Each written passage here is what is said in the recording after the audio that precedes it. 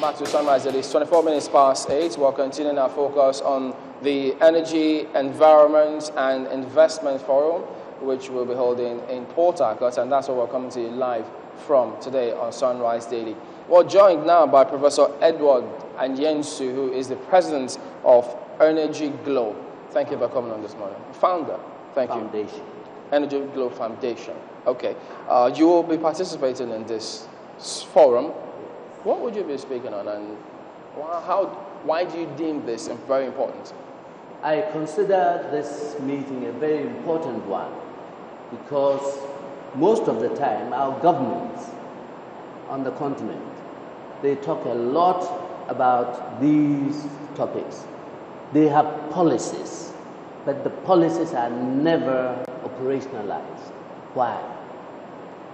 At the moment, more than 80% of our total rural population on the continent, including yours and mine from Ghana, are off-grid. There's no possibility that we can put them on grid. And you know that without energy, we will never develop. And for me, it's a travesty when we continuously have meetings talking about these subject areas, but we never do anything on the ground. I think it's a sad commentary on all of us that more than 80% of our rural population are off-grid. For me, the oil and the gas you produce is important, yes. It makes us money and so on and so forth. But the bulk of the people are not getting any part of this. And I'm delighted that this state has elected to put on this discussion because we must find new and innovative ways of operationalizing what we've been talking about. And I think it can be done. Okay. And I know it can be done because we've done it in pockets, and I can give you statistics on that. Just before you bring out the statistics here, you just talked about the fact that the different governments on the continent have been talking about this. Yes. This is, I mean, the chairman of the committee talked about that these are another talk show. So it's another talk session. That add to the statistics. I hope it's not going to be another talk show.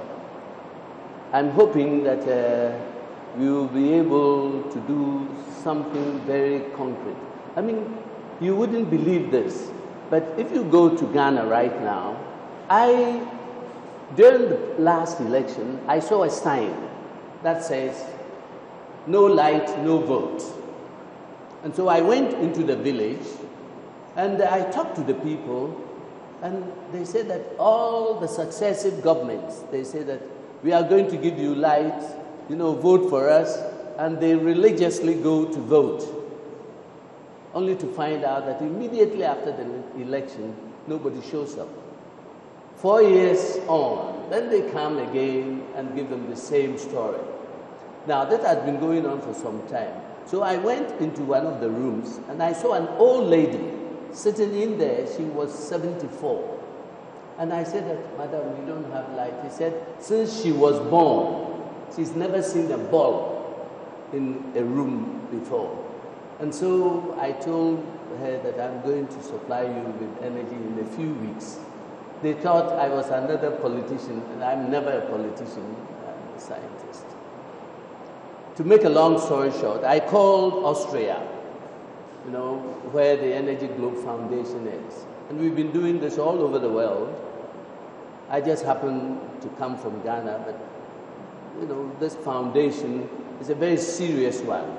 Would you believe, in less than 6 weeks, I wired the entire village of over 100 houses, 350 watts lighting for every single one of them. And it takes not more than 20-25 minutes to wire one house. We're having a lot of problems on the continent with respect to health. The number of stunted growth children we have on the continent, I think, is a disgrace to all of us. And you know where it's coming from. When you have wood And remember, the bulk of the energy we use on the continent is wood. Not the oil and the gas we produce. No. The bulk of it is wood. And you are in a hut. You've got children in there. You're burning the wood for some fire to cook a simple meal. They are inhaling, and that is what is causing the bulk of the stunted growth we have on the continent. There's no need for it today, when we have plenty of light. Free solar lighting, the technology is here. Today we've got batteries that can harness them for 5, 10 years. In the next 2, 3 years, you'll find out that we have batteries that store them for much longer periods. So some of the things that you're hoping that this conference will explore will be alternative electricity. Exactly.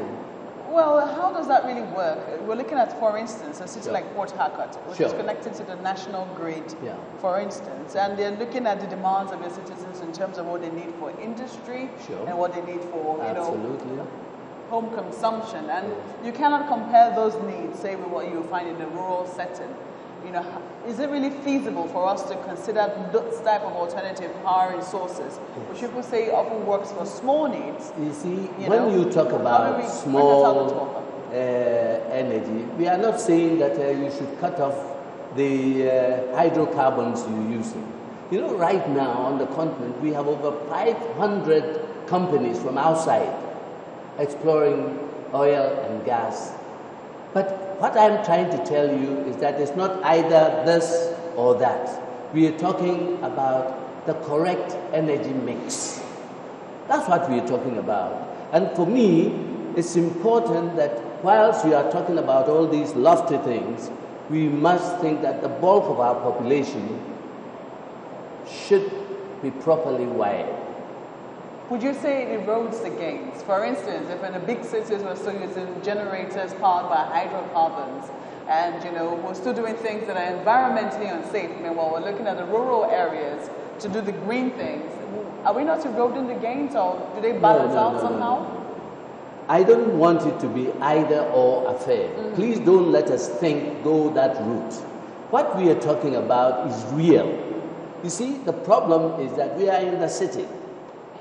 And this environment seems to suit all of us very well.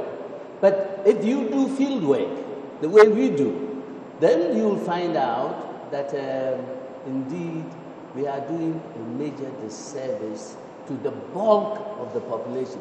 Do you know how many people here in Port Harcourt are off-grid?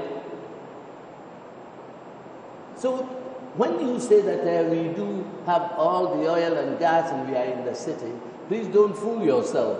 There are a lot of people who are off-grid right now. Give us that statistics now in terms of where you've done it and how. You see, I don't want to talk about the Energy Globe Foundation, what they've been doing. They are in 168 countries. And as I said, I got to a village, saw what I described to you, and as a result, I've started duplicating it all over. Now the government is asking me, how can we help them? Because this is what they should be doing. Is it affordable? It's exceedingly affordable. First of all, we've got plenty of sunrise. Plenty of sun, we are not using this energy. A few years back, we didn't have the technologies. The technologies we have at our command today can help us do a lot of this. And in fact, do you know the amount of sunlight that we get a day per square kilometer is almost about 1.5 million barrels of oil. That's amazing. These are facts. People confuse facts with fiction. You have to do these things with knowledge-based information, not just talking. All right, so certainly a lot to look forward to in this summit, and we hope to catch up with you later on today. But thank you for coming on this morning. Professor Edward Ayensu is the founder of Energy Globe. We'll be back after this break. Join us.